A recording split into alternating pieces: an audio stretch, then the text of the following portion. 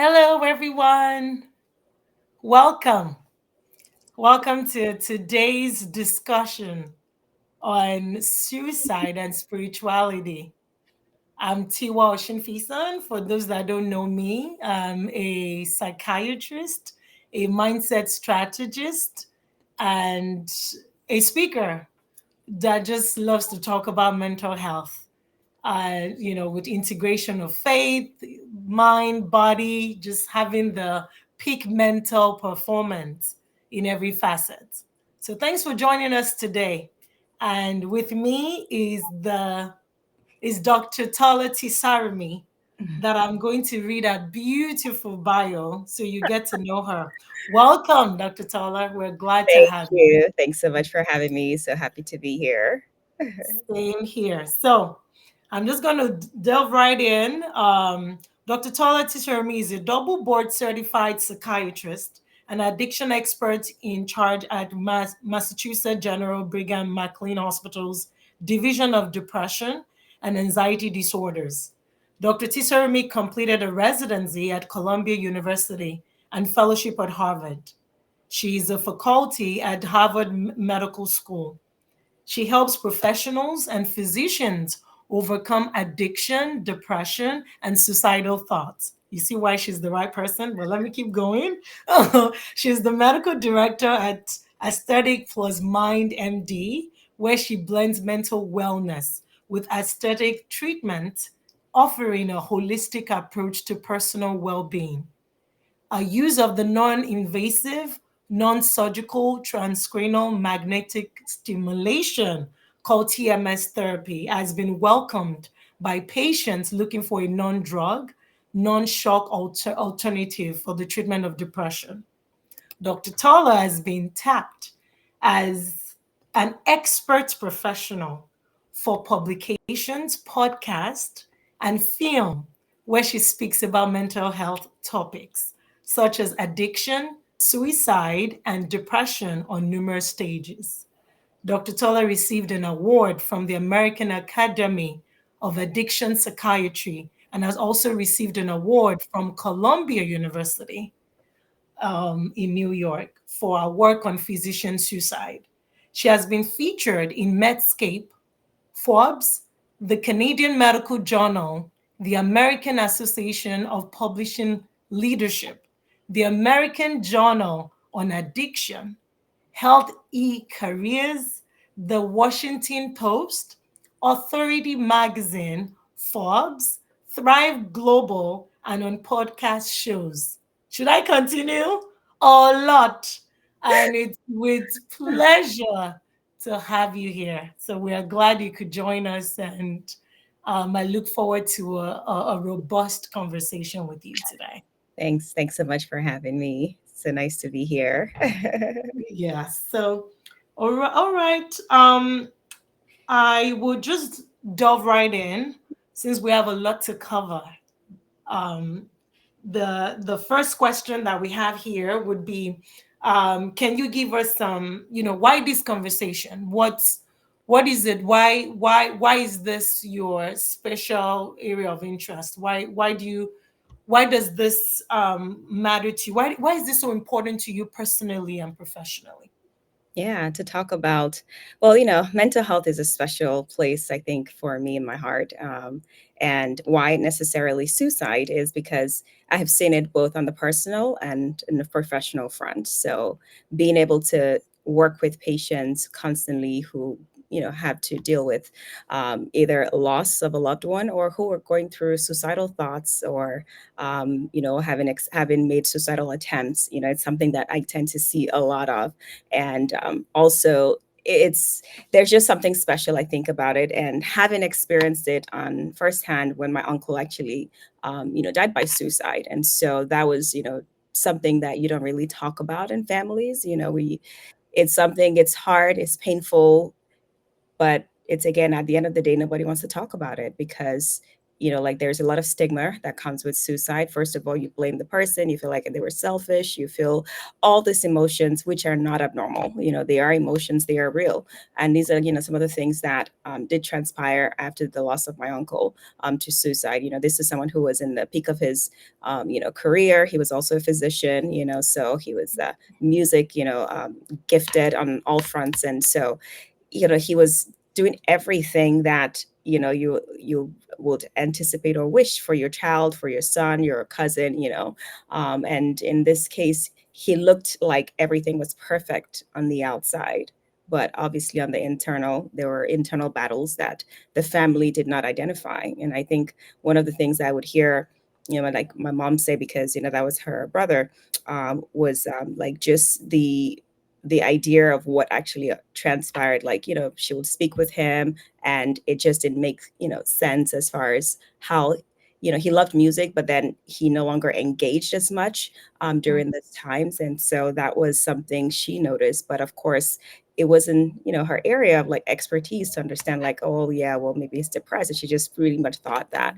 life was just, happening, like, hey, okay, stresses of life and things like that. And so that really was something very challenging, for the family during that time as well. And so just having to understand the dynamics of that, what it does to our family, I have seen it forefront. So and then so of course now being a psychiatrist and seeing it forefront, what it does to your patients. And I think the key thing is really understand that you must talk about it.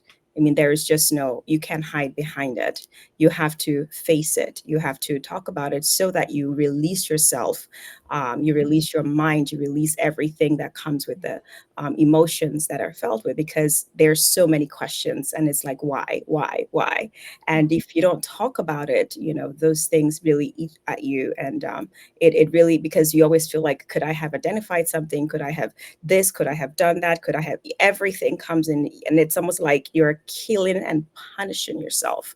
And so one of the things when I see people who are going through, like, whether it's a suicidal ideation or attempts or actually completed, there are different stages that you meet people at based on where they are and what the struggles are. And so it's just being able to understand and then letting them realize that it was not their fault.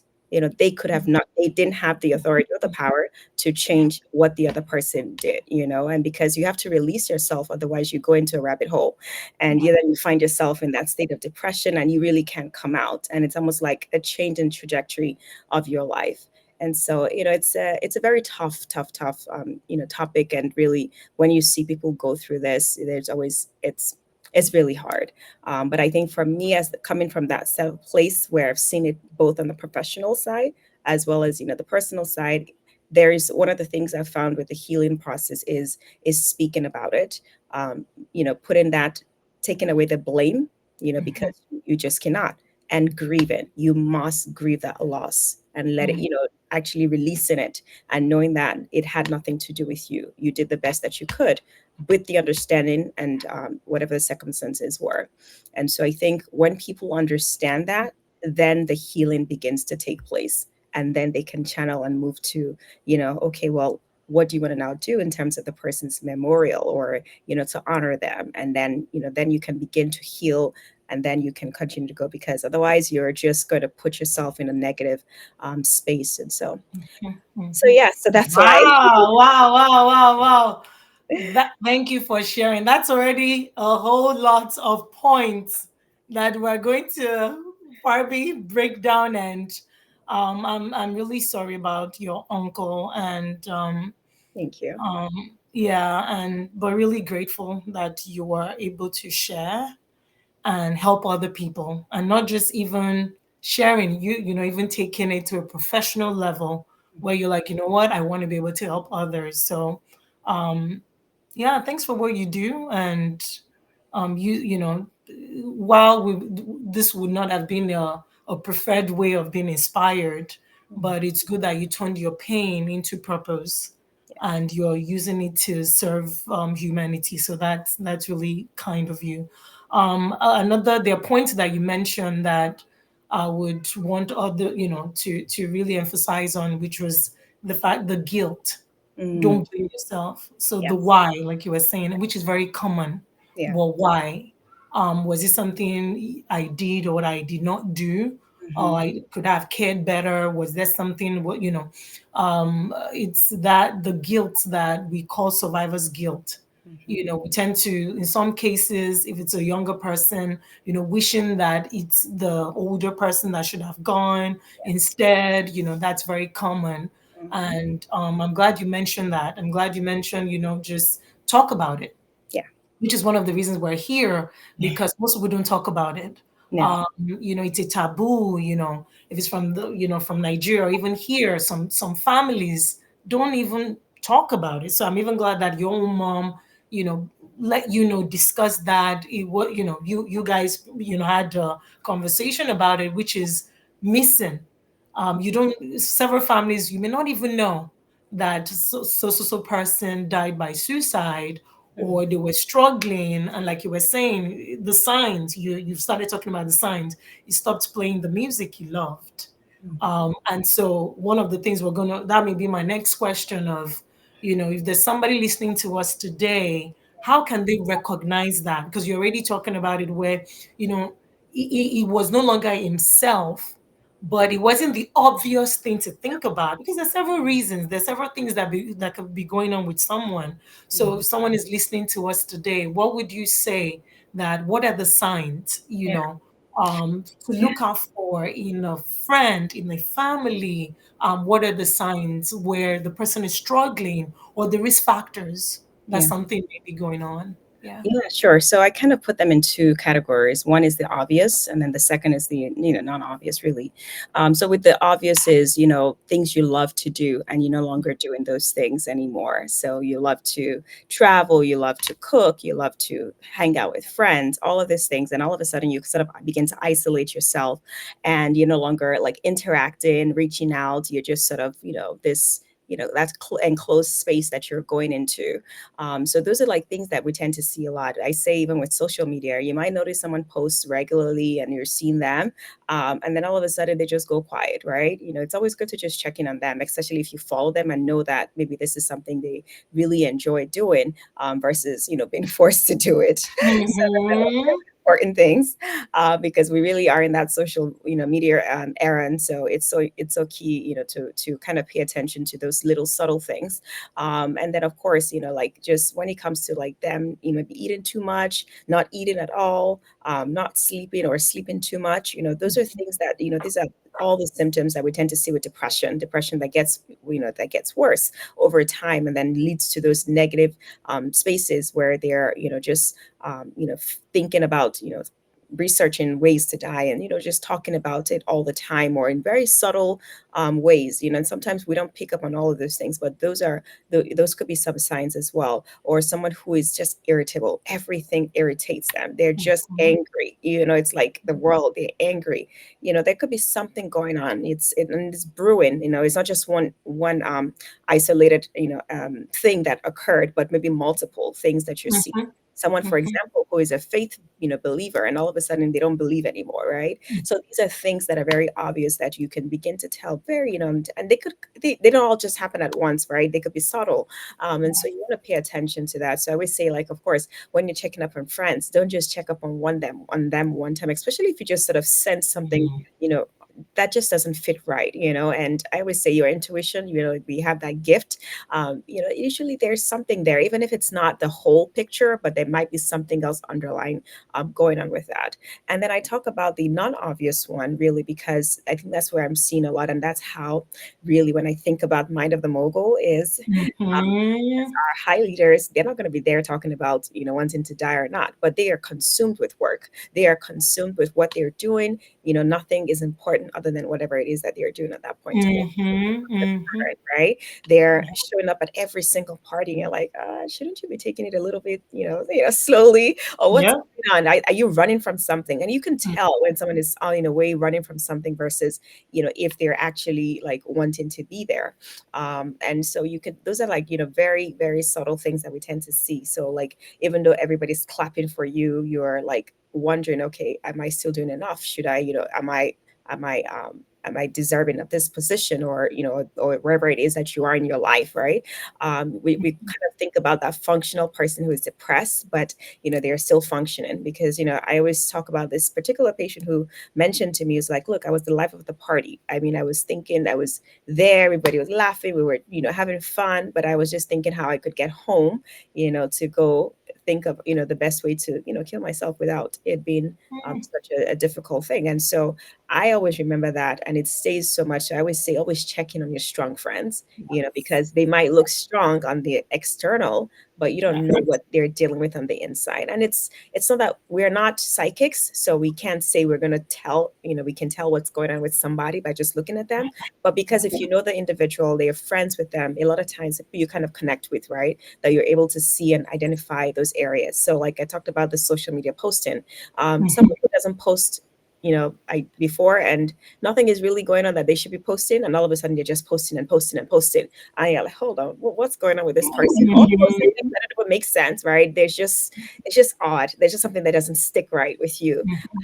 you know I would say check on them, or those who are not posting at all. So like it's very subtle, but they're doing it, they're seeking help, but they don't know how to just come out and say, I need help. It's almost like, I need to know you enough to be able to identify what's going on with you.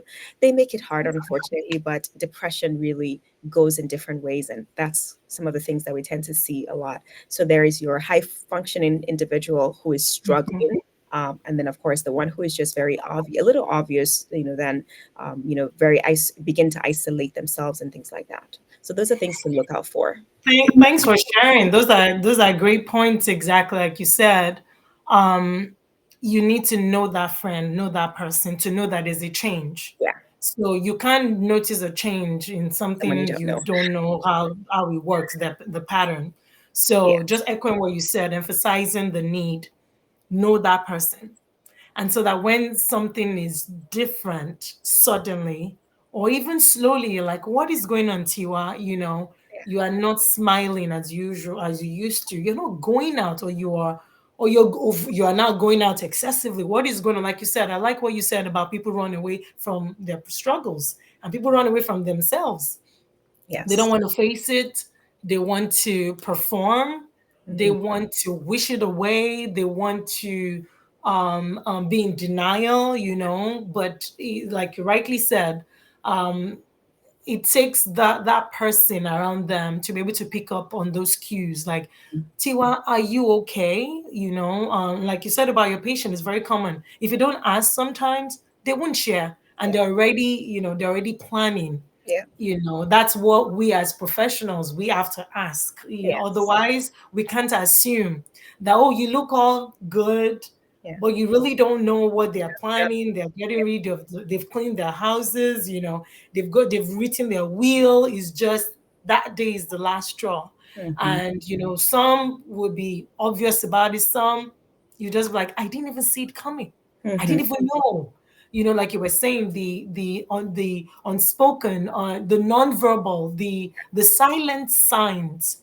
yeah, It will really take those that know them to really be able to pick up on that. So to yeah, you listening to us today, know your friends, know your community, know your family, know yourself, hmm, so that once something is different, sleeping too much, or not sleeping enough, eating too much or not eating enough, just over socialization or isolation, anything that is different from your normal pattern, should and it's happening, not just the one time. There are days you don't want to go out, that's yes, fine. exactly. But if it's happening now over 2 weeks, there's now a consistency with that change. Speak up, seek Yeah, help. And that's why we're having this conversation today, to bring that awareness. Most people don't talk about it. Maybe Dr. Tola, what would you say? Why what would you, before I delve into the book, maybe I should, before the book, why yeah, would you say most people don't talk about this? Why would people, just not want to talk about it? Especially this month is mental health awareness month in yeah. America. What have you observed that you'd be like, why would people not talk about it, ask for help, or even speak up, or even ask the other person? Some people are comfortable speaking up. Some are not comfortable asking the other person, like, "Are you all right?" Especially in this environment, "How are you doing?" "I'm fine." Everybody, "I'm fine." And even in the faith community, "Oh, I'm well." Mm. Everything is well. It is well. Everything is so. What would you say in your observation Mm. over the several years? There, what you've observed so far as the reasons for not speaking out.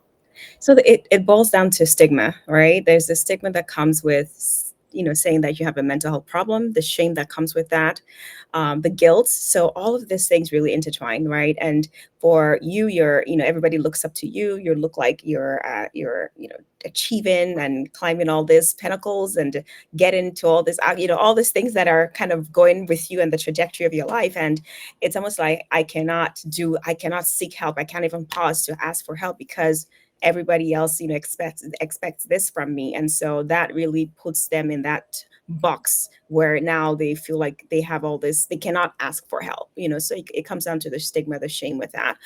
For our faith-based individuals, I think it boils down to just the fear, like, oh, if I ask for help, that means I'm not asking God, or that means I don't have faith, right? Mhm, Where in mhm. naturality, faith and therapy, they're not enemies, they work Yeah. together. We talk about Jesus wept. We say, Elijah wanted to die. David wrote songs in despair. So, but guess what? Faith, gave them that language to be able to do that. But therapy, I always say, gives you the tools that you need to persevere through whatever obstacles you're going through. So I think in the faith world, really, we need to understand that it's God made this people, both the doctors, the psychiatrists, therapists, all of them, and he's given us the wisdom, so we need to you integrate it together, so you're using your faith to seek help and then getting that right kind of help, and utilizing it and then using it back in your work. You hear people say all the time, I'd rather say I have cancer than I say I have bipolar or Mhm. mental health issues, which should not be the case. So these are kind of things we see, but what we want to do is change that narrative, letting Correct. them know that it's okay. I mean, and one of my things for the longest time, and I'm hoping at some point we'll eventually get there, is it's okay to have a therapist. Just really holding on to that and feeling comfortable that everybody says, "Hey, you've seen your therapist?" I've seen mine. Yes. Just bringing it like, hey, it's just part of life, right? It's like you have Yeah. an Apple phone, I have my Apple phone, I have my Apple Yes. therapist, so that's kind of really Yes. what I would hope at some point we'll get to, where we really normalize it and it's okay. And Yes. everybody understands. I think unfortunately, the pandemic really brought, in a way, a positive thing, like in light to mental health and breaking the stigma, because a lot of people were already struggling, and mental health, Yeah. COVID really just tanked all of those, their ways and mechanisms of being able to cope. But now Mhm. we're seeing that even businesses are able to like integrate, create mental health days, or just have more resources available for their employees so that they can seek help as needed. And I think we're in a better space for sure, but we Yes. can definitely do Yes. better. Yeah. Yeah. Thank you. Thank you for highlighting those points. Yeah, like you said, shame. But as being a CL trained person, I'm like, if you can talk about your diabetes, if you can talk about your blood pressure, if you can talk about I'm going to see my doctor for wellness check, Hmm. then you should be able to talk about the depression, the anxiety. And it doesn't always mean a disorder. I always Yes. tell people it doesn't, we struggle, like you rightly highlighted beautifully. Jesus wept. Even though he knew he was going to raise Lazarus, he still wept and identified with grief.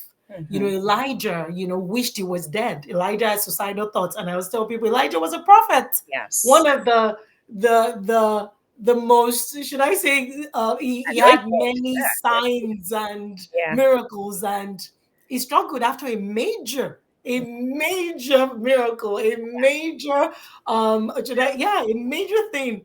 And that was when it was just like he wished he was dead. Mhm. Job wished he was never born, Yeah. and even the Bible still said he didn't sin.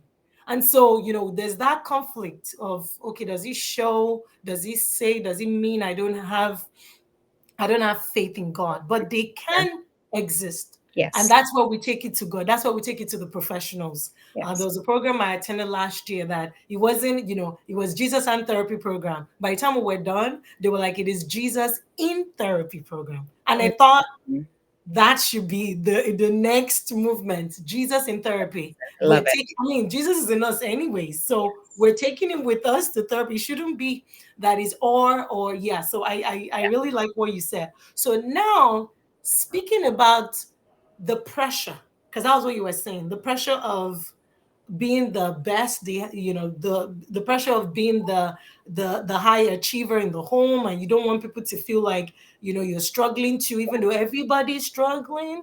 Mhm. It's just who is speaking about it, but everybody is. So tell us a little bit, with this lovely book that I have here. Yeah. Tell us what I know exactly the content. So tell us a little bit what inspired it, Hmm. and the high achiever you wrote it for too. Hmm. What tell us a little bit more, because I know just letting the high achiever know it is okay Yeah. not to be perfect. It is okay not to be okay. Yeah. It's a matter of just asking, and I know you put a lot of tools on what the high achiever can use and do. Please tell us more about your book, The Mind of the Mogul. Yes, yes. So, I mean, the mind of the mogul is something dear to me at my heart. I really, when I think about it, really, it stemmed from really a place where I had the opportunity to be dealing and working with physicians, with professionals, and those in high C suites, and I was constantly in communication with them. And I was like, hey, we think there are different levels of mental health, and when maybe I'll put it that way in brackets, right? Because there are those who are struggling because of finances or those relationships, right, or trauma and things like that. But there are those who they have everything, right? And you're like wondering what is missing. There's no peace. There's that struggle there constantly. So they've achieved, they've gone to the best Ivy League schools, training, accolades, but inside you're literally trying to unravel what is going on. There's a lot of pressure to constantly perform, to be perfect, to be strong, and it's crushing them on the inside. And I kind of looked around and I realized, we're no different from that, right? I kind of come out and say, oh, I'm struggling. I'm struggling with what? What is struggling? You struggle. What's your problem? You have everything. We all, oh, everything is working out for you, and that's what we see, right? We just see that the glam life, and you think that that's it, but that really isn't. A lot of times I hear is I'm alone. Yes, they're in relationships, but they're alone because they are at the top, and everybody looks up to them, but they don't have anyone to talk to. They don't have anyone to channel those thoughts to, or the emotions, how they're feeling. Yes, they have their group, but there's certain things you don't share with Mm-hmm. you, right? And so that's where I come in, where you have that space, where it's protected, and you feel like, what, I'm letting it out. Because I naturally, when you're thinking about it, you just see them, they have everything, so what else could be missing? But no, there's just this piece that is not there. They could be brilliant, and they're successful, but they're quietly drowning. And that's when I knew that we needed something special for our amazing high achievers, or those who are even seeking to be high achievers. Because there is something I always say is, there are different stages in life, and for every stage you get to, you're going to have to cross the bridge. And it's just part of life, right? So my struggle is not going to be I'm trying to get a car, right?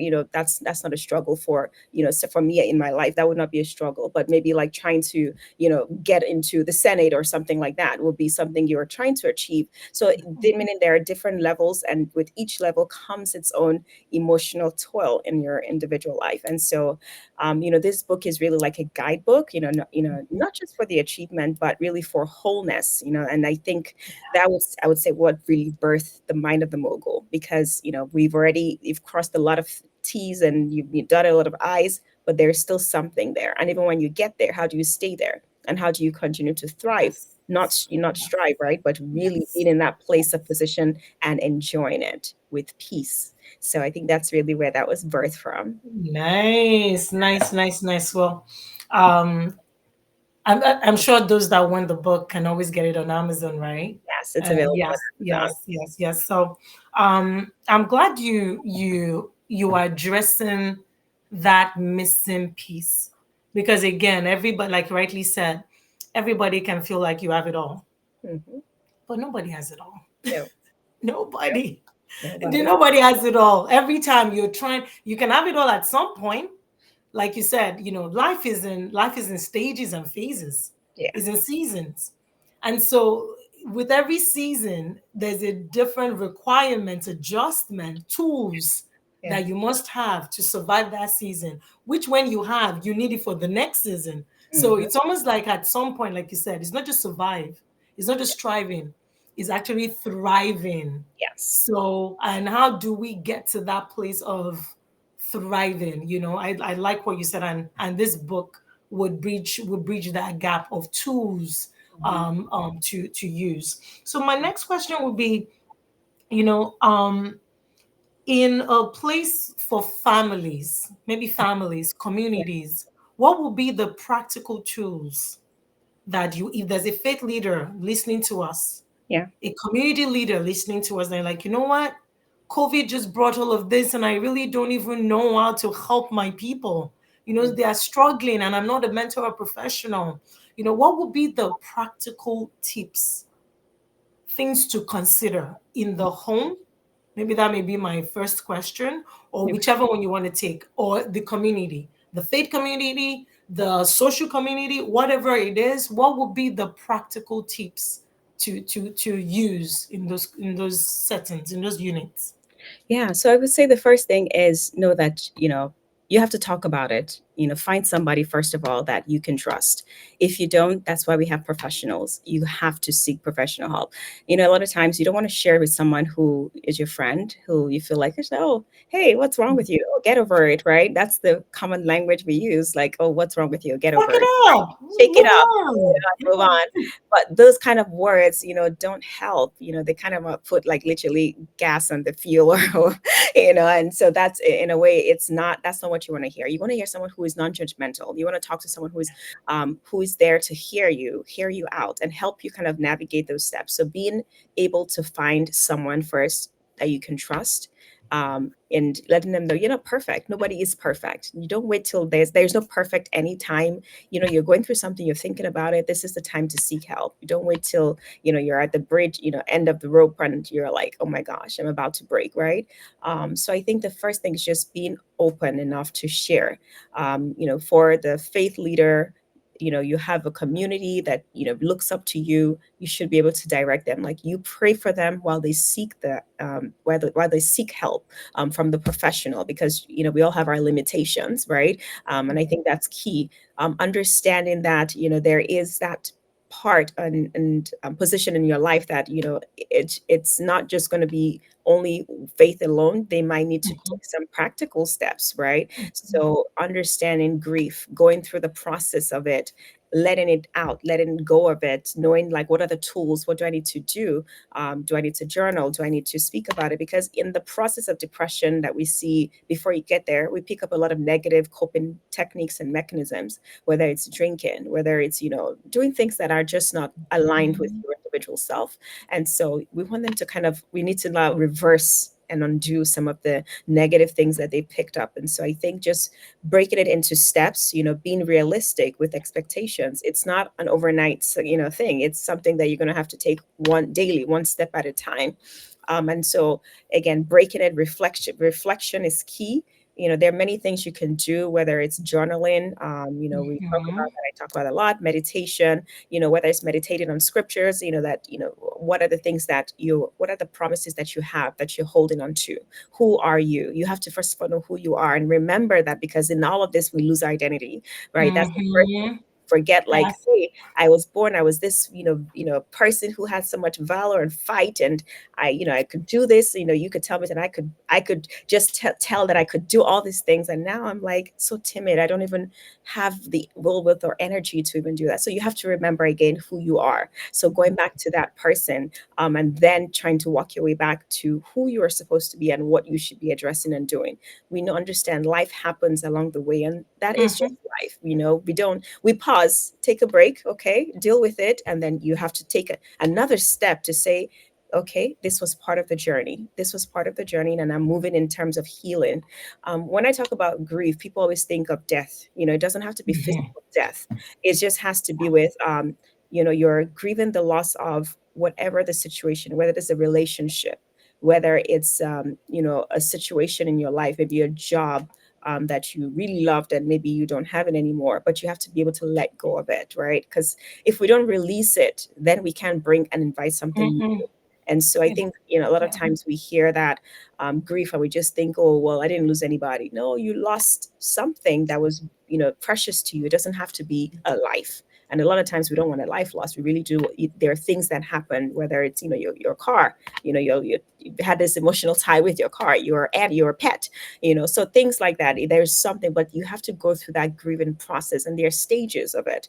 And so that really helps you release and then begin to pick up from where you are. But again, I think at the end of the day, it's just being in the position to say that I need help and not Yeah. being afraid to say that is really Yeah. the best. And we have the 988 suicide Mm-hmm. line that you can talk to, find someone to talk to, and they can connect you with help as needed. And so I think that's really key. In terms of just trying to have the tools that you need to kind of get you to that, wherever the stages or help that you need to, that you're looking for.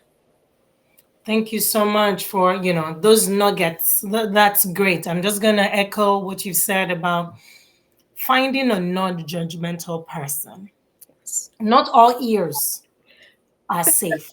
Yeah, it's true. Not all ears are reliable. I always tell people find the trusted ears and the trusted lips. Yes. Not all lips and ears are the right. So, some people will be like in the faith community, but I told her, she just went about telling my business, which, the common thing right now is the church hurt, Mm, that you may have heard, where it's like, I thought she could keep secrets. I mm, thought, I told her my business. I thought, and then you're like, several people may just be like, you know what, I'm done. mm. I'm not going to tell somebody that, betrayal. We've been betrayed or will be betrayed. Yeah. And so that adds to the pain that you are probably dealing with or that you will have to deal with. So that, from what you're saying, speak up. Yeah. Find the trusted ears, not judgmental lips, find someone that is trusted. It's kind of what Dr. Tola and myself are saying, where not everybody's trusted. Yes. Don't mix that up. Not everybody's available, Yeah. but find someone who is able to make you feel seen through the lens of God. If you're a person of faith, feel Mhm. valued for sure, and someone Yes. that can Yeah. maybe understand.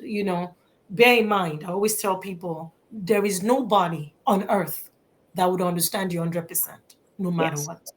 We can wear the same kind of shoes, experience the same problem with the shoes, but it's still not the same fit. It's still not the same foot that wore it. So Yeah. just always think about it like everybody can only try to seek understanding. And that's if you're listening to us, that's what we're saying. That's what you can do, Mhm. which may be my next question with, like you said, the person struggling. We spoke about the person struggling. Now Mhm. the person, oh, sorry, also, yeah, the person struggling. Now, what are the tips you suggest? Now they've spoken up.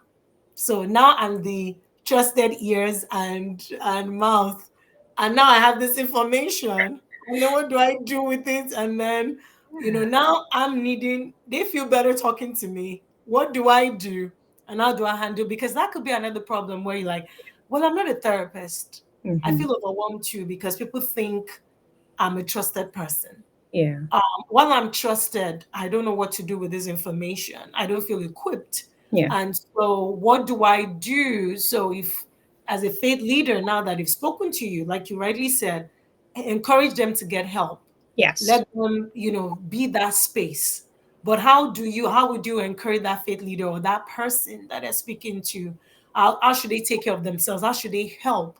How Yeah. should their posture be when someone is opening up to you? How can they help others now?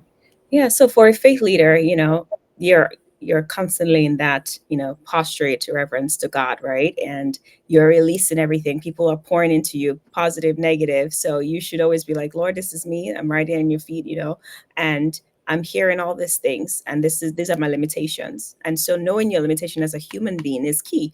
you pray for them, but you also encourage them to seek professional help. You're professional in what you do, but that's not your area of expertise, and so you want them to seek help.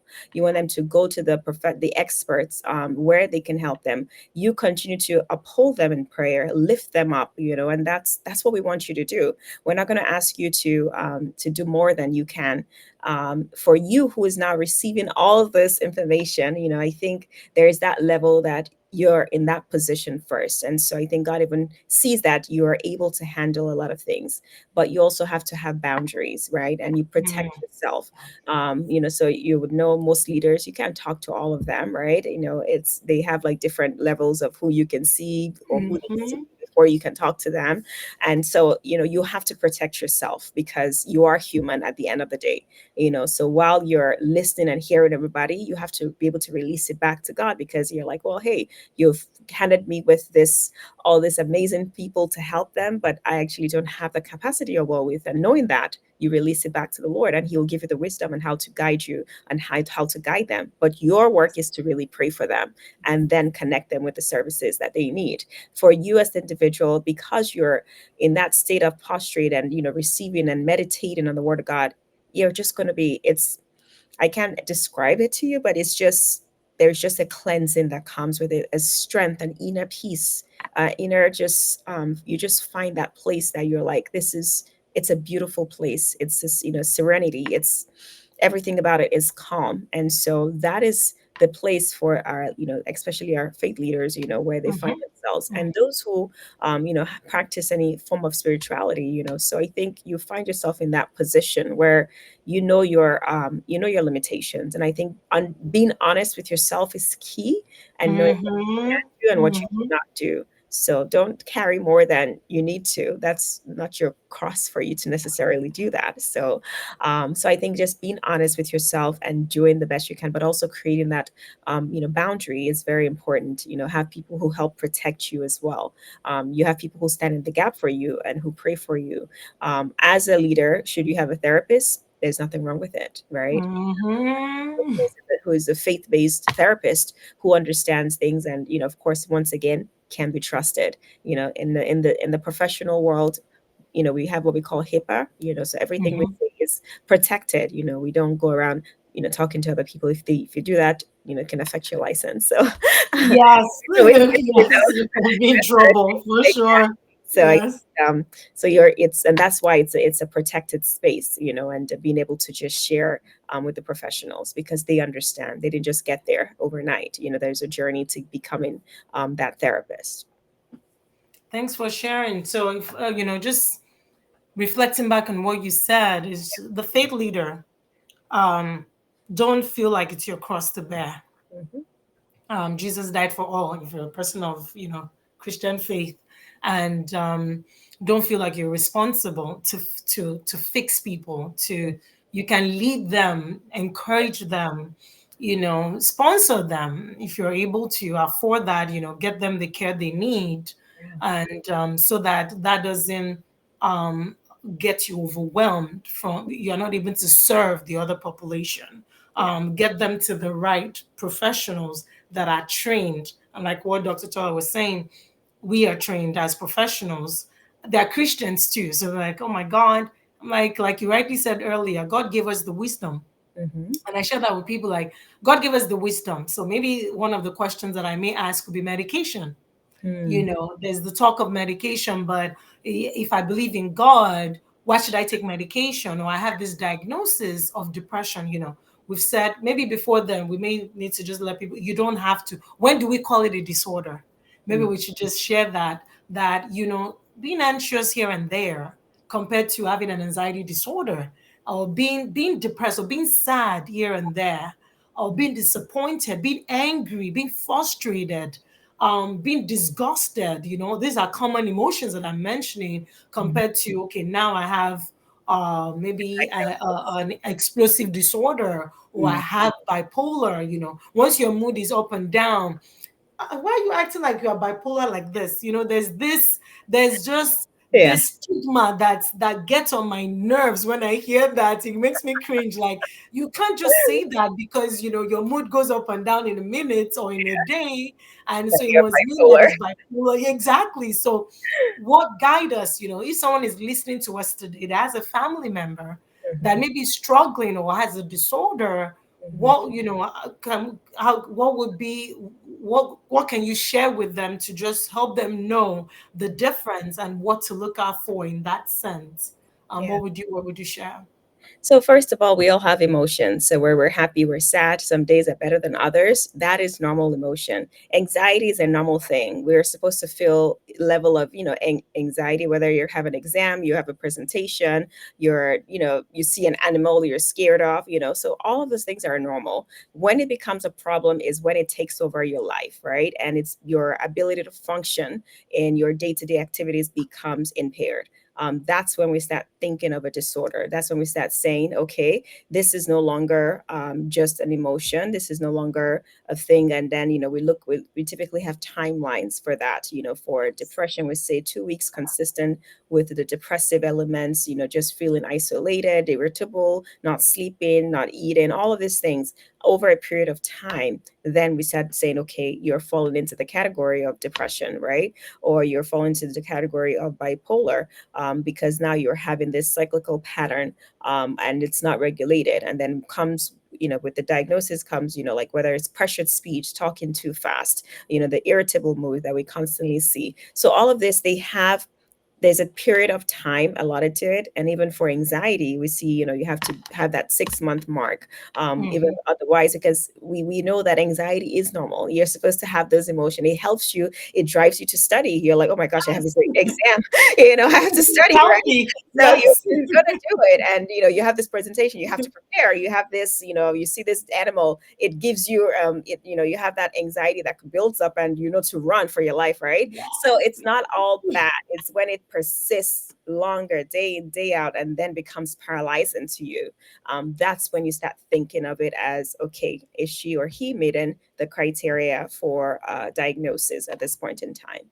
And that's one of the things you do when you go see your psychiatrist, for to get that diagnosis a lot of times. So yeah. Yeah, I appreciate you sharing that, because a lot of, and I understand that what you don't understand sometimes people tend to judge. Yeah. That's one of the reasons I've observed for stigma, where what we don't understand, we call it names. Mm, We criticize it to distance ourselves from it. hmm. We judge it. So rather than us seeking understanding, we create distance and we call it different things. And that's the reason for stigma, because mental health is still an evolving field that most people don't understand. You Yeah. don't have a blood, you don't have a lab, Lab. or a blood level. You have diabetes, the glucose level is high, is low, whatever it is. We don't have that Yeah. yet in mental health, even though I envision that happening. But it's also, you can't touch it easily, you can't feel it easily. But I tell people, because you can't touch the wind doesn't mean you don't feel it. So, Not that well, you actually. can't you can't touch your brain doesn't mean It's it's not not there. doing, yeah, it's not there, because you can't see it. You can't just open your head and be like, hey, hello. So doesn't mean it's not there. So that's usually what I tell people, where read more, seek understanding rather than judge or criticize. Mhm. What you should judge sometimes may be that you need to lean in, instead of running away from the opposition. So thank you Yeah. for sharing that. Yeah. And I just wanted to share the definition of mental health, which you Yeah. may have Go heard at some point, where, it's the state of well-being in which you're able to realize your abilities, you're able to cope with stress, you're able to contribute to the society, and you are not just that, you are even able to work productively. So if you're not able to do all those four, I ahead. think you should ask, what is limiting me?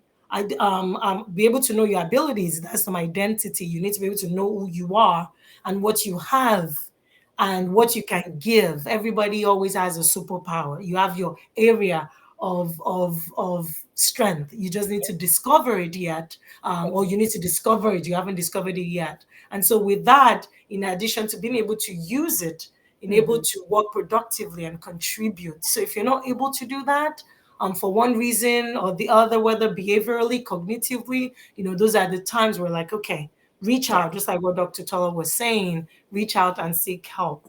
So Absolutely. one thing I would ask Dr. Tola is, if as a for parents listening to us Mhm. and their child, I know you're not child licensed, but maybe like a younger child, a young adult, or maybe a spouse, because at times that can be very challenging. So a faith leader, it's easy. Oh, maybe don't do this. But when it's a spouse, when it's a sister, a sibling, a child, what are the suggestions? Like, hey, I'm having suicidal thoughts. Instead of, oh my God, don't you believe in Jesus? Don't you, what's wrong with you? Don't you have faith? What would be your suggestion on how to help those ones that are very close to us, where it can actually, like you were saying, don't blame yourself. It can easily even affect your own day, can affect your own life. Yeah. We're talking about the survivor's guilt in the beginning. What would you say on how to, now let's assume, if the person speaks up, like what would you suggest are the practical tools for them to know? So it's always very tough and difficult, especially in the close family. But I think, just first of all, for that family to know that, okay, they don't have to have the answer. They just need to support. So don't think that you have to have a response. Don't think that you have to have the key and figure it all out. That's not your job. Your job is to seek help. If you are that professional, sure. But if you are, we always say professionals should not treat each other, right? You shouldn't treat your family members, right? Because it's always good to have that objective eyes on it. So for the family, it's for you. You want to seek help, know that your limitations are there. Everyone's era is different, right? We're talking about Gen Z, Gen X, Alpha, all of those things. They all Yeah. play and integrate into this. We find our Gen Z's are like, they're not playing with their mental health, they're on top of it. Our Gen X, they're more relaxed. They're like, well, we don't really talk about these things, right? So you have to find where you fit in the care, and just being okay to say that, okay, I don't really know how to address this. I don't know what to do. For a sibling, it could play, especially if they're young, right? It's hard. They don't really know necessarily what to do. But I would say, in a case where your sister, your brother comes to you and tells you something like that, tell your mom, tell your dad, tell your a guardian, tell someone who you trust can help you. I think because you don't want to carry that burden on yourself. And I work in the ER, and I see a lot of, we get a lot of calls, and we see a lot of kids. So I do see lots of kids actually, in the ER, and we see them with all the suicidal statements, feeling and wishing they were not alive. Bullying that occurs at school that now translates to, I just want to kill myself, right? And we hear and we see all these things. And so I always say, be that friend who is helping, and don't ever be the person where you're the one causing someone to feel this way. So even as a sibling, as a young adult listening, as a child listening, or somehow you're hearing and parents are, talking and thinking, processing this, always talk to your kids about this thing. When they talk about suicide, people think you're planting a seed in that person. You're Mm-hmm. not. You're Mm-hmm. not. You're just letting them know this is a word that is out there. We see left, right, center. The number and the data is increasing of suicide, so we want to be a step ahead of the game. So don't relax and say your child is perfect and there's nothing going on with them, because the truth is you don't know. You don't know because you're not a psychic.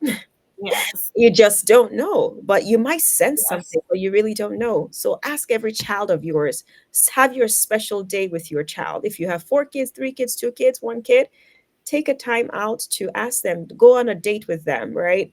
Have fun with them, and then sit them and say, hey, have you heard of this word before? What does it mean to you? Have you ever thought about that before? Have you ever, so you're not planting a negative seed. You're trying to understand and bring to light what they might already be aware of, or what they've seen or heard before, but to them it doesn't really make sense yet, or maybe they've been thinking about it. And unfortunately, lately I've actually heard more of these cases where families are saying, I didn't see it coming. And then there was this attempt. Yeah. And then there was this situation. And it was like, I thought everything was perfect. I Yeah. noticed, yes, he retrieved, she retrieved, but I didn't see it coming. So don't wait till I didn't see it coming. Be proactive. Take time. I know we're busy, we're working, we're doing everything to provide, but it's not all about that. Take the time, take a step backward and say, hey, today's Friday night. I'm taking you, John. Sundays, it's Jane. I'm taking you. We're going out and we're going to spend time together. We're going to talk about school, relationships, whatever it is as you know, if you don't talk to them about it, they're going to find out in school. So you should Yes, they'll find another about all ears. these things. So, Yes, or yes, the yes, internet yes. or AI. So Yes, yes, they'll tell, they yeah, really do. So absolutely. I Yeah. really would say that, our kids know a lot more than we can even imagine. And times on errand, they're just different. So don't wait. Don't be that proactive parent, be that proactive guardian, caregiver, be proactive and be asking those questions so that they know that you're a safe space. And truly, if indeed there is a problem, they can come to you first and say, I've been thinking about this. Yes, so that is so important. Thank you, Dr. Tola, for sharing that because it's just be a safe psychological space for your child, for your spouse, for your sibling, Mhm. for that person that is close to you. It's critical so that they can step into it anytime and they can tell you while you understand your own limitations. It's not to fix them. Nobody No, can fix anyone. Even exactly. therapists, we don't fix people. We just provide, we equip you with tools you need. You're still the one doing the work to the best that you can. But nobody has you can, another human being cannot fix another human being per se. We just try. So, but it's a reminder to all of us. We didn't hear the next person. It's not by accident that they're around you. How Mm. can you be trusted ears, reliable lips, psychological space Yeah, for that person to be able to step into it, to yeah, be the kind of support you would appreciate during your own time. And yes. as I always usually tell people, you can't reap what you have not sown. Mm, There's some people too that, you should support me, the entitlement, you should be there for me. And maybe that's another conversation. I'm like, no, you can't be the one needing help all the time. yeah, There should be times that you are the one giving support too. yes. You sow support, you reap support, and you Yeah, should have your support plan before you fall apart. So yeah. that's my suggestion to whoever is listening. That I'm doing well now. It's good, but plan right now for the times you are not doing well. Mm, Don't wait till you're mhm, having those suicidal thoughts to be like, oh, what did Dr. Tiwa and Dr. Tolle said? No. What is your support team right now? Those teams, what is in your kit? yeah, What is in your support emergency kit? We have emergency kit all the time. This is yeah. my first aid box. What is your own mental health first aid box? What is in there? Who is in there right now? So that it's not, is it as Les Brown said, it's not really just trying to be strong, is that so you can stay strong. So Mhm. it's very key to Yeah. think about that. I know we're running out of Just time. just to buttress on what you just said, I say for mental health and have four people have their numbers. Let them know that you are pick them as your emergency mental health emergencies, right? Meaning you call the first person. For some reason, they might be busy and they don't get to you or respond to your call or text. You have the second person, the third person. Typically, we hope that the fourth person somehow Hopefully somebody picks up. Yes. somebody picks up or somebody responds to a text, right? Within that time frame, because you Yeah. really want to have those people that you trust and say, you know what, I know that I can talk to you about whatever it is, or I'm in need, I'm not doing too well, and you know that they will respond, again, like, once again, without judgment. So yeah, Yeah. Yeah. I'm glad you said that. And if all else fails, call 988. In yes, America, find yeah, the right number in the UK, in Canada. yes, absolutely, I absolutely, know in Nigeria it's still a little bit too. There's some organization. Like I said, yes, get that now, not when you break down. When you break down, you're already overwhelmed. Get that now. yes, But most importantly, or more importantly, if you don't have trusted friends, it may be time to change your friends. You may be trying to change your friends because your friends also reflect who you are. So if Yes. you don't have trusted friends, perhaps you are not trusted yourself. Yeah. So it may be time to look inward while you are attracting such kind of friends, and then do better and attract those that are reliable and trusted, so that you remember, while you are identifying people, can somebody identify you as their own support system? So it's Mm. something to think about, that while you're building yours, are you trusted, reliable too? Remember, you asking, have you given? So you want to treat people the way you want to be treated. That's the golden rule. So I maybe a few more minutes, have one, maybe have two more questions. The last, the second to the last question would be, if there's somebody listening to us, Dr. Tola, Yeah. that is like, you know what, I'm curious about faith. We've spoken about people of faith, but Hmm. if somebody curious right now is saying, you know what, I have the suicidal thoughts, I heard faith can help me. What what can I do? How do I go about it? Can what is it about faith that can actually help my mental health? What is it about faith that can actually help me with the suicidality? Because as you know, one of the protective factors for suicide is a spiritual belief against suicidal, of whatever it is. So what would you say to that person listening to us, like, you know what, you ladies, you've spoken to those that are faith, but I'm curious, what is the role of faith in suicide for me and the suicidal thought? So you've touched a subject that I love because when I talk about faith and the thought itself, it is a thought. The thought, you're walking and all of a sudden you're in a car and you think the car next to you is going to hit you, or something negative flashes in your face, in your mind. What do you do as a person of faith? The first thing you do is you cancel it. So you don't just let it go. You don't just say, "Oof, that was weird." You don't just say that. You're a person of faith. You say, "I bind that." You cast it down. So we're talking about casting down imaginations. You must cast it out, because guess what? If you didn't shut it right there and there, it's going to revisit and reclaim and come back again.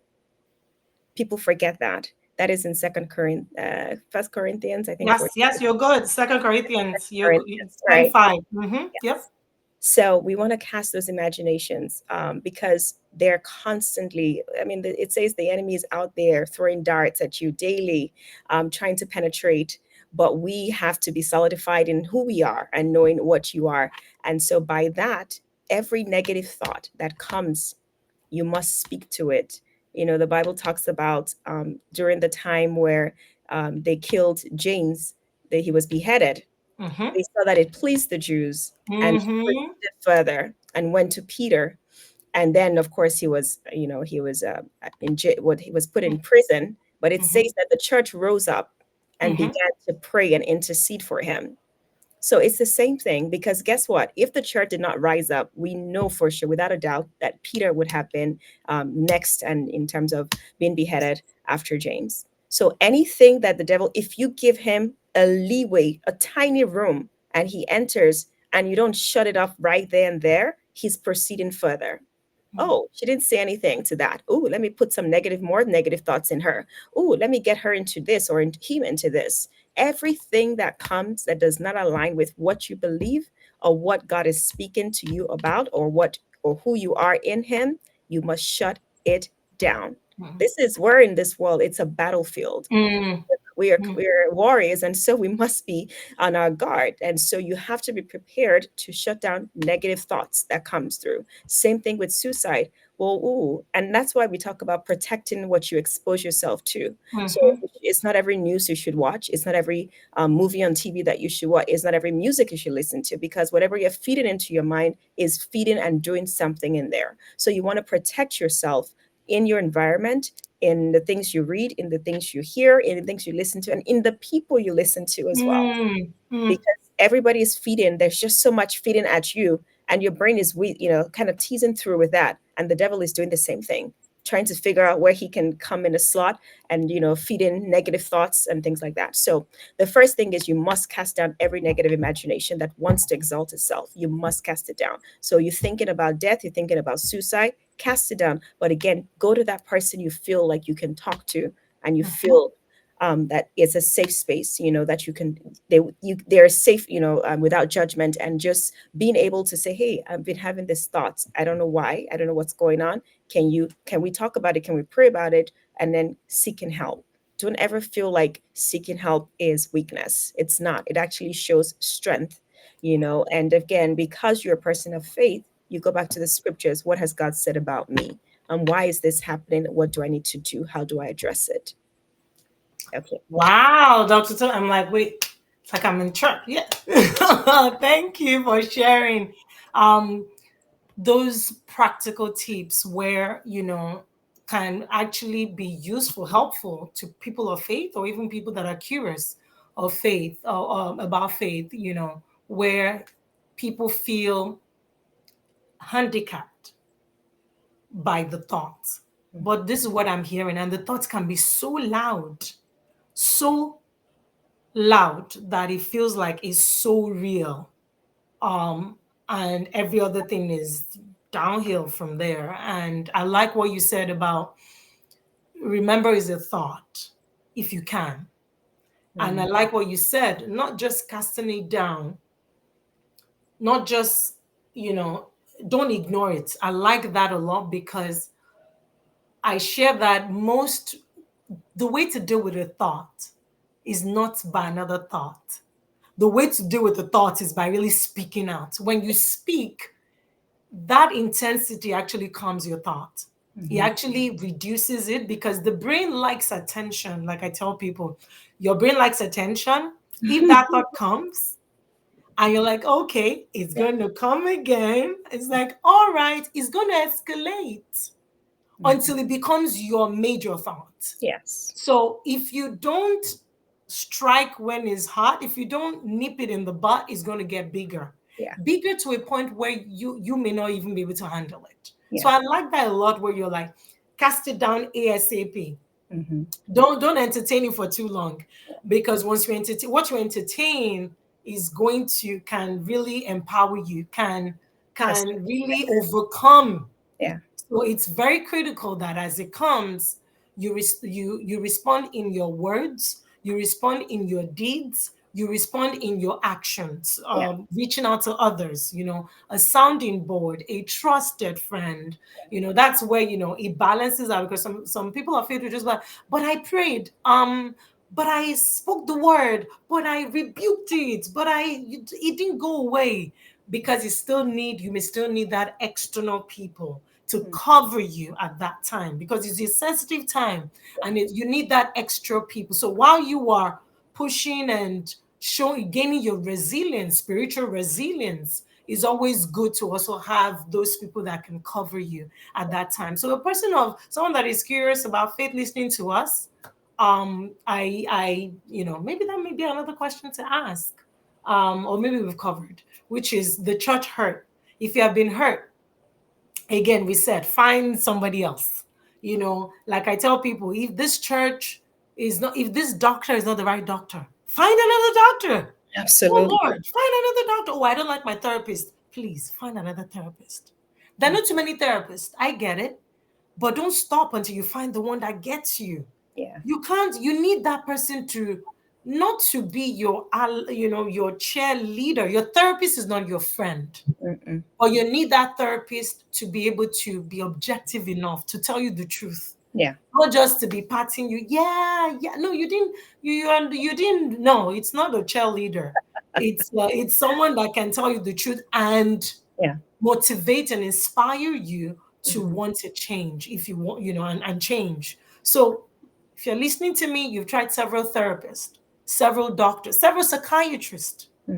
Like I always say, I'm not the right fit for every patient, for the right client. No, I'm not. And I won't claim that I'm the no. So if I'm not the right person for you, you'll find another one. Yeah. Especially when you're paying them. It's Yeah. not free, it's not charity. So find the one that can get you what you want And if in your therapy you are not getting what you need, you think you need, let this be an encouragement to discuss that with your therapist. Mhm. Bring it up, bring all these conversations, open up to that therapist what you would like, what tips you're looking for.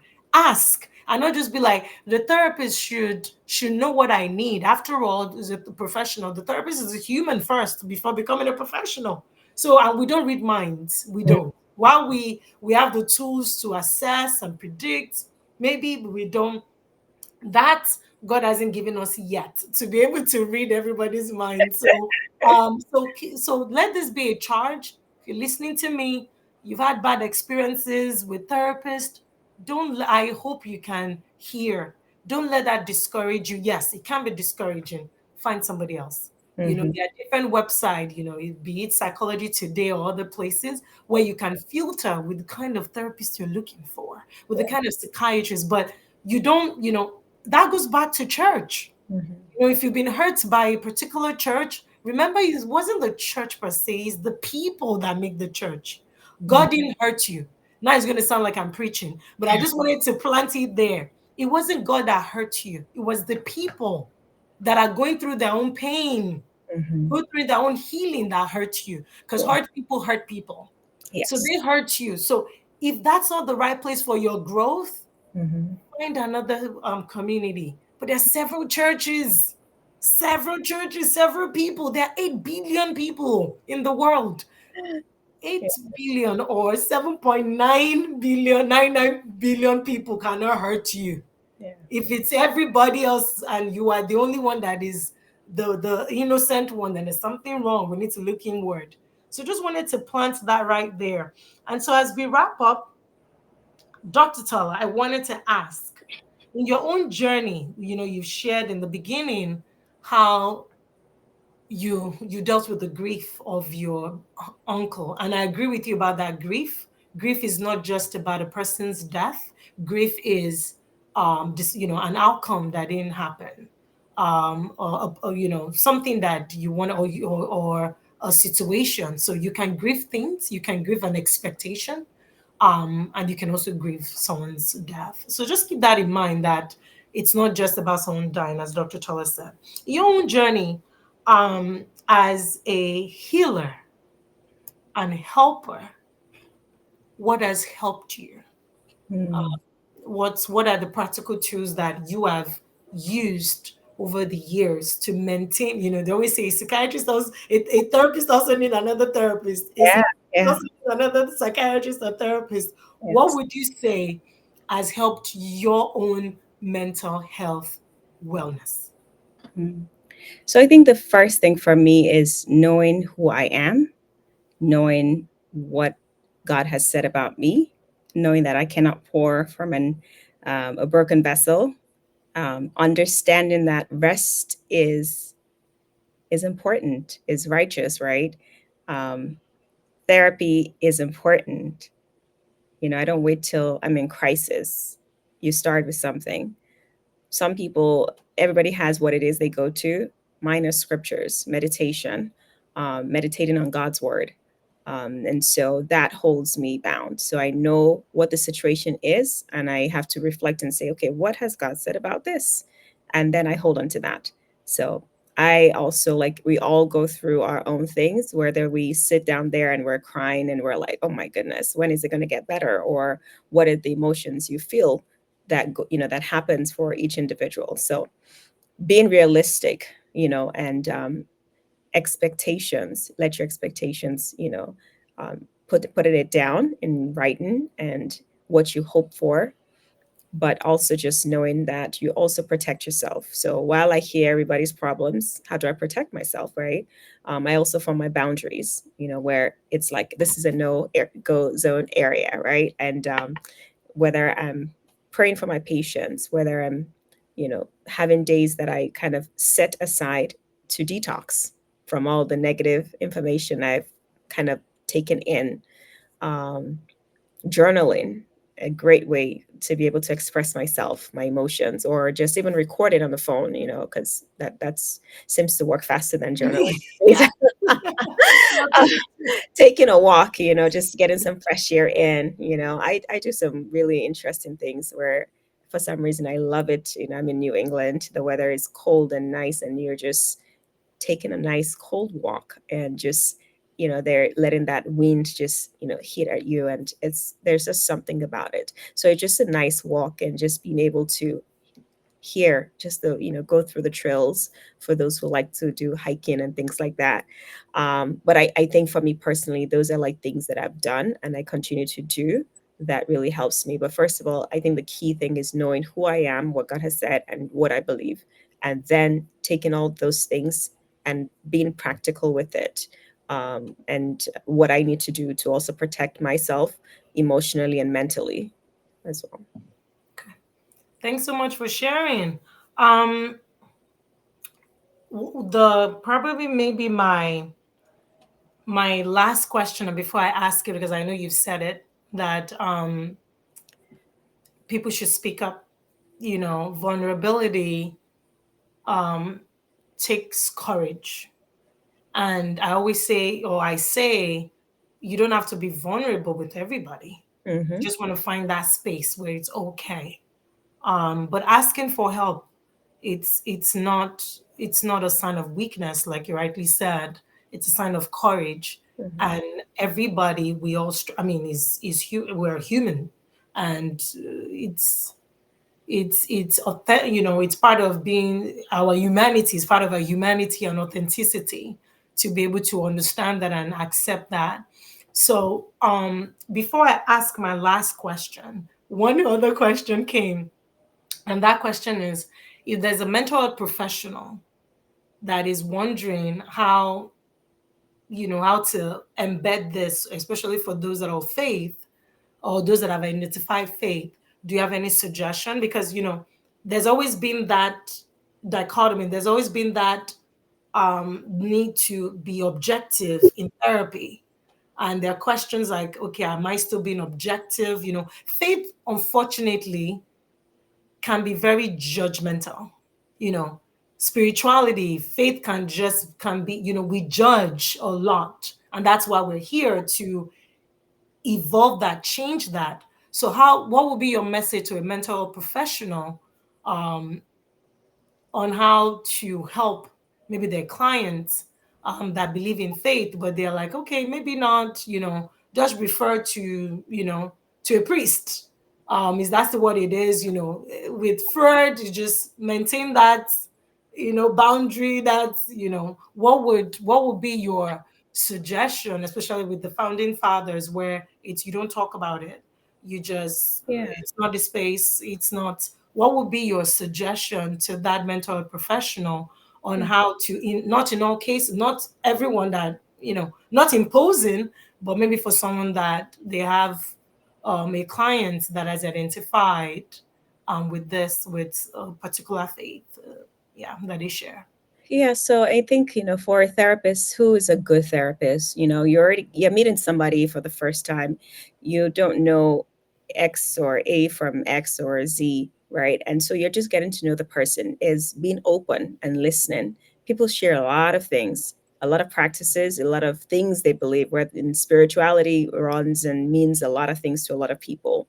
So I think for the individual who assuming they're not in that spiritual box, they're just, they live their life and that's it, is as a therapist, you listen, you take it in, and then you begin to, what does it mean to the person who is presenting themselves to you, right? What is the spiritual, how does it really impact them? Because a lot of times it's understanding their belief system that helps you to be able to navigate through what they're going through and how to approach it.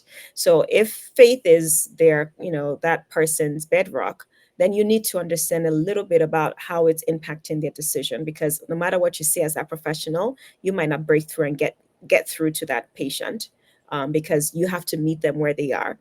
And it doesn't mean that you have to become their practice or practice what they believe or anything like that. It just means that you have to, you kind of pull your tools as well as a professional. It's like, okay, well, I believe that faith in this way helps you navigate this answer, but what does that mean for you? How does that reflect? How does that affect you? So you really have to use those, all the tools that you've used in training, to be able to kind of pull through. And if it's something that you don't feel comfortable with, be honest and say, I don't think I'm the best fit for you. And if you can get them, referrals to someone other, who might be, if they're looking specifically for specific religion, or whatever it is, then you can help them. There's nothing, you don't have to, you cannot be everybody's therapist, right? And you select few, and no matter how much they come, you feel like you really like them, you want to help them. If you're not going to connect on what is that individual's bedrock, you're not going to get through to them. And so it's a waste of your time. It's a waste of the session. And you don't want to do that. You want to empower them. You want to help them go through whatever it is they've come to meet you for. So be okay to let them know that you're not the best fit for them, and let them and help them, guide them to the right people, that might be the best therapist for them. Thank you so much for sharing. Yeah, just echoing what you said is just meeting that client. That is the client's focus first. What they want, what they believe, what they why they're there. And just really, like you said, it doesn't even have to be a Christian faith. Could be if spirituality what does that mean to them? Like you rightly shared, some people is just purpose, the focus on purpose, the focus on nature, different things. And spirituality is so broad depending on the culture where you're in. And it's very in American culture, which I had to learn that, spirituality can mean different things. And having clarity about that, because it doesn't always have to, with spirituality, it doesn't always mean faith to that person. And just meeting them, what would be relevant to them, while maintaining a non-judgmental stance always, whether they believe in what you believe or not, and how can you help them. And if they're, like you said, if they're not the right fit, where you now have conflict of values, then it's best to refer them so that you can set that boundary and it doesn't really change who you are. Thanks for sharing. So our last question. Wow, it's been a beautiful, robust time. And so our last question here is, what would be your words, maybe your last words to somebody struggling Yeah. in silence? Several people, like I told you, wear this mask. I'm Mm-hmm. fine. Everything is well. Yeah. You know, what will be your last words to them as we wrap up of that person suffering? Mhm. Maybe doesn't know who to open up to, where to start, who to talk to, and really thinking of maybe I'll be better if dead and nobody will miss me. Mm. Whether they're a person of faith or not, the person listening to us right now, what will be your last words as we wrap up? Yeah, the first thing I will say is that you matter. You matter. You matter. So if you've heard that you're inconsequential, or if you don't, I'm telling you today that you matter. The world needs you. The world needs what you have. Not because you're achieving, not because you're holding it all together, but simply because you exist. There's a reason for you. There's more to you, and we just have to figure it out and find it together. So this is a time and space for healing, laughing more, gratitude, finding that place and space to be able to release some of the hurt and everything else that you've had to deal or go through. There's always going to be, we all have like good days, bad days, but I don't want you to ever let the bad days, overshadow the good things that matter and are true for you. So the first thing is that you matter. You're not in this alone. You are not alone. Everyone has, you never look at anyone's life, especially with social media these days, and think their lives are perfect. No. Always know that people have internal battles. And the most important thing for any individual is knowing that, you want to have that inner peace. So no matter what is happening around you, find peace on the inside. If you're struggling, reach out for help. You are not alone. Call the, reach out to people you trust, call the hotline, 988 or 911. Reach out for help. Talk to your PCP, get referrals, go on Psychology Today. Um, Ask people that are trusted. Don't suffer in silence, and I think at the end of the day we want everyone to live their best and be fulfilled, because you're bringing something amazing to the table. We all have gifts in different ways and dimensions, and that's what makes the world a beautiful place. Wow, Dr. Tala, that meant a lot to me listening.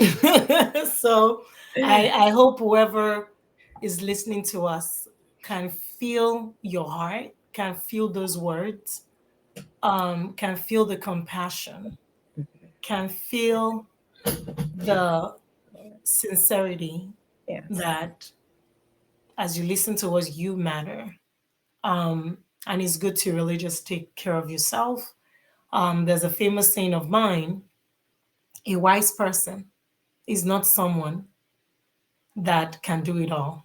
No, you're not meant to do it all. So, hey, if you're already doing that and you want a badge of honor, a badge of no, because you are just killing yourself every day because you want to bear it all. No, that's not being wise. Rather, a wise person is someone that recognizes, when he or when they need help and seek it, go after it. Because at times you're like, well, I asked Tiwa, but she didn't respond to me. I texted her once, I called her, she didn't pick up, and that's it. No, that's not also being wise. No, you don't stop until you find what you're looking for, until you receive it, and then you help others to do the same. That's a wise person. So those would be my own last words to you. That, thank you for your patience. We've been here almost 90 minutes of just chatting and talking about a topic that is dear to our hearts. It's mental health awareness month. Let this be a reminder to you: take care of yourself. You matter. If anything happens to you, we will miss you. The world will miss you, because there was a spot you occupy and you're meant to do, to thrive in, to bring your unique self to the world. Let this be a reminder that you matter, and don't stop there. Let others have, let be the reason for the joy that others experience. Be the reasons, the smile for the smile of others. Don't stop. Don't quit. I know you've been hurt, but don't let that pain stop you from the help you need. And don't let that pain stop you from being the help others need. With that, we say thank you for your time. And again, I'll be back next weekend with another amazing psychiatrist from the UK who will be discussing burnout and other things. So, Dr. Tala, Yes. thank you for the gift of your time and Thank for blessing us today with your wisdom.